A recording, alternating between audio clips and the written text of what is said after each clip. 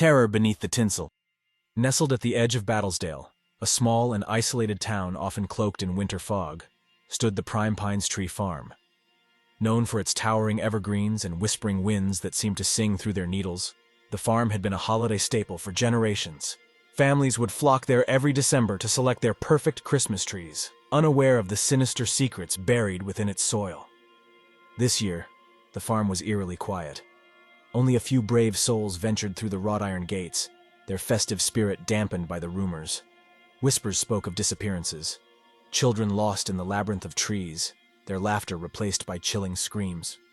But tradition is a stubborn thing, and for the Matheson family, skipping their annual visit was unthinkable. "Are you sure this is the place?" Laura Matheson asked, clutching her coat tightly. The air smelled of pine and something faintly metallic, like blood. Her husband, Greg, laughed nervously. "It's just a tree farm, Laura. Don't buy into the town gossip."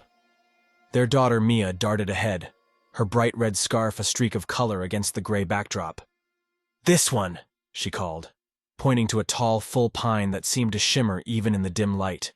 Its branches swayed slightly, though there was no wind. As Greg crouched to examine the base, he noticed something strange. The tree's roots didn't burrow into the ground.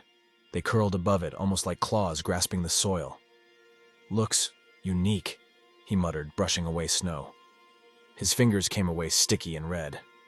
"Sap," he said quickly, though the smell was unmistakable, iron-rich and nauseating. They brought the tree home, decorating it with heirloom ornaments and twinkling lights. Mia insisted on topping it with the family angel, a porcelain figure with cold, glassy eyes.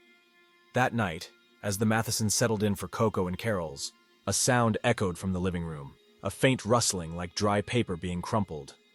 "Probably just the tree settling," Greg said, though his tone betrayed his unease. At midnight, Laura awoke to a sharp crack like splintering wood. She nudged Greg, but he was dead asleep, his breathing unnaturally slow. She crept downstairs, the house unnervingly still. As she entered the living room, her breath hitched. The Christmas tree loomed larger than she remembered, its branches stretched out like grasping arms. The ornaments dangled at odd angles, and the angel topper stared down at her, its eyes glowing faintly. The rustling grew louder. Laura froze as a branch twisted toward her, curling like a beckoning finger. Then she saw it. What she thought was tinsel was hair, long, matted strands of human hair. Ornaments weren't hanging from the branches but dangling fingers, their nails glinting in the light. She stumbled backward, colliding with the coffee table. The noise jolted Greg awake upstairs. "Laura!" he called groggily, his voice carrying down the hall. She tried to scream, but the tree lashed out, its branches encircling her throat. She clawed at the needles, but they bit into her skin like shards of glass. Greg rushed into the room just in time to see the tree dragging Laura toward its trunk, her body sinking into its bark as if the wood were alive. He lunged, grabbing an axe from the fireplace, and swung wildly at the tree. The room filled with an unholy shriek, a sound that rattled the walls. Sap, thick and dark as blood, spurted from the gashes, splattering him. By morning, the tree stood pristine, as if nothing had happened. Greg sat on the couch, trembling, cradling Mia. "We're leaving," he whispered, though his voice was hoarse from screaming. "We'll burn it."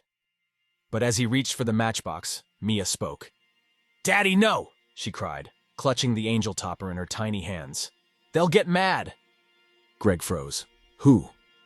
She smiled, her eyes wide and unnatural. "The others. They said you can stay with us forever." Before he could react, the tree's roots burst through the floorboards, coiling around his legs. He screamed as the branches wrapped around him, dragging him into the trunk alongside Laura. Mia giggled, her laugh echoing as the tree's needles caressed her hair. When the sheriff arrived days later, the house was silent. The Matheson family was gone, but the tree remained, its angel topper gleaming in the sunlight. He noticed something peculiar. Tiny handprints etched into the bark, and a faint whispering, as if the tree were breathing.